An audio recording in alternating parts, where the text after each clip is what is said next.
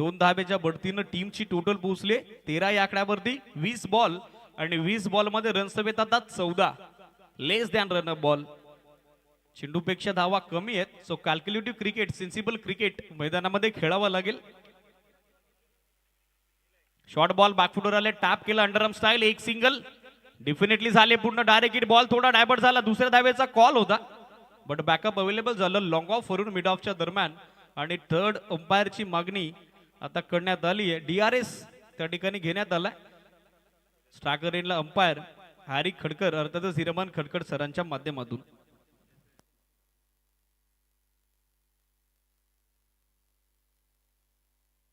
उद्या स्पर्धेचा निर्णायक दुसरा दिवस मुरबाड ग्रामीण बेल्ट मधनं इन ऍक्शन 8 टीम्स उद्या देखील या स्पर्धेच्या माध्यमातून 32व्या पर्वात दुसऱ्या दिवशी आपल्याला पाहायला मिळतील. शेड्यूल आम्ही तुमच्यापर्यंत पोहोचवतोय.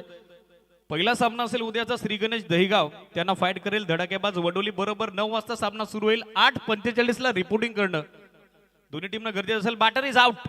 स्ट्रायकर एंडला प्रयत्न होता धाव पूर्ण करण्याचा आणि नॉन स्ट्रायकर एंडला बॅटर मात्र आउट झाला. तो RD अर्थातच रोहन दलवी रनआउटच्या स्वरूपात. चौथा आदरा.